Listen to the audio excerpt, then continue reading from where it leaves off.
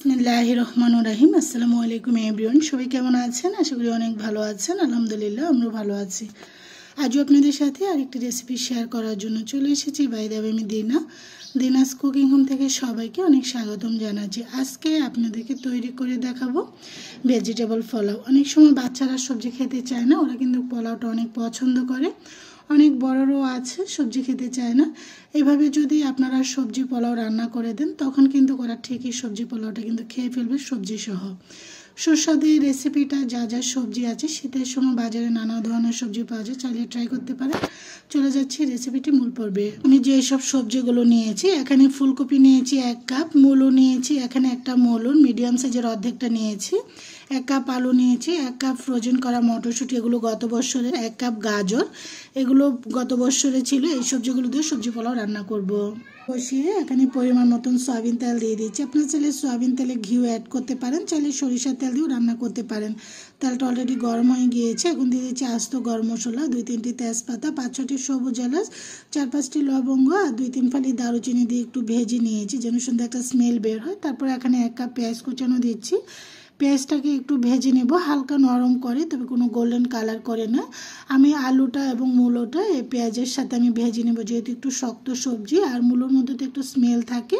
একটু ভেজে নিলে গন্ধটাও চলে যাবে, আর একটু ভেজে নিলে আলুটাও কিন্তু একটু ভাজা হয়ে যাবে, একটু সুন্দর ভাজা স্মেল বাড়বে। আমি কিছুক্ষণের জন্য আলুটা এবং মূলাটা ভেজে নিয়েছি পেঁয়াজের সাথে। ওটা আমি ভেজে নিয়েছি। এখানে অন্যান্য সবজিগুলোতে, এগুলো তো নরম সবজি, ভেজে ভাজা হয়ে যাওয়ার পরে এখানে আদা এবং রসুন বাটা এখানে আমি দিয়ে দিয়েছি হলো 2 টেবিল চামচ। দিয়ে এখন মশলাটা আমি আলু এবং মূলোর সাথে কিছুক্ষণ প্রায় 2-3 মিনিটের মতন কষিয়ে নিয়েছি। মশলাটা যে কাঁচা স্মেলটা সেটা যেন চলে যায়। তো এই পোলাওটার মধ্যে তার এক্সট্রা সেরকম কোনো মশলা লাগবে না। এখন দিয়ে দিচ্ছি গাজর এবং ফ্রোজেন করা গাজর এবং মটরশুঁটি, এতে করে দেখতে আসলে সুন্দর লাগে। কালারফুল যত সবজি অ্যাড করবেন পোলাওটাও দেখতে ভালো লাগবে। কষানো হয়ে যাওয়ার পরে আমি এখন ফুলকপি দিব না, ফুলকপি তো নরম, এটা গলে যাবে, এটা আমি পরে দিব। এখন দিয়ে দিচ্ছি হলো ঘন দুধ। আমি একটু কুসুম গরম পানির মধ্যে 1/2 কাপ গুঁড়া দুধ দিয়ে একটু ঘন করে গুলিয়ে ঢেলে দিয়েছি। যেহেতু আমার টক দই ছিল না, আপনাদের বাসায় টক দই থাকলে অবশ্যই টক দই দিবেন। এখানে 5-6টি কাঁচামরিচ দিয়ে দিচ্ছি, যে কাঁচামরিচের ঝালটা যেন বের হয়ে যায়, যেহেতু এখানে পোলাওতে তো আর গুঁড়া মরিচ অ্যাড করা হয় না। পরিমাণ মতন গরম পানি দিয়ে একটু লবণ, স্বাদ অনুযায়ী লবণ দিয়ে দিয়েছি। দিয়ে এখন ঢাকনা দিয়ে ঢেকে এখন ফুটিয়ে নেব। 1/2 চামচ চিনি দিয়েছি যে স্বাদটা বের হওয়ার জন্য, কিন্তু টক বগিয়ে ফুটে উঠেছে। আর চিনিটা যে দিয়েছি এটা কোনো মিষ্টি হবে না, এই পোলাওটা কিন্তু টেস্টটা কিন্তু দারুণ আসবে। যে কোনো রান্নায় যেরকম বিস্কুট খাবার বলতে হালকা করে একটু চিনি ছিটিয়ে দিবেন, দেখবেন যেটা টেস্টটা দারুণ আসে।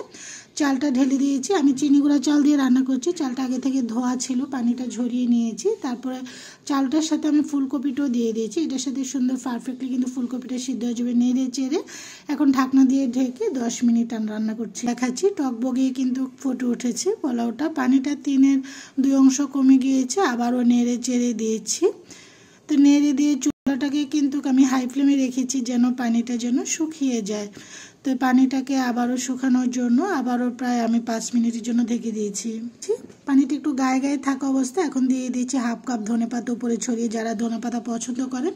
এখন দিয়ে দিচ্ছি হলো 1 টেবিল চামচ এখানে গরম মশলা। গরম মশলাটা দিলে খুব চমৎকার একটা ফ্লেভার আসে। দিয়ে দিচ্ছি এখানে ঘি, এখানে 3 থেকে 4 টেবিল চামচ এখানে ঘি উপরে ছড়িয়ে দিয়েছি। যারা ঘিটা পছন্দ করেন ঘিটা অ্যাড করতে পারেন। এই ধরনের খাবারগুলোতে একটু ঘি দিলে স্বাদ এবং গন্ধটা কিন্তু দারুণ আসে। দিয়ে দিচ্ছি 1.5 টেবিল চামচ এখানে গোলাপ এবং কেওড়ার জল মিক্স করে নিয়েছি। 1/2 চামচ গোলাপ জল, 1 টেবিল চামচ দিয়েছিল কেওড়া জল। দিয়ে এখন ঢাকনা দিয়ে ঢেকে একেবারে চুলাটাকে লো ফ্লেমে রেখে আমি 15 মিনিটের মতন দমে রেখে দিব পোলাওটাকে।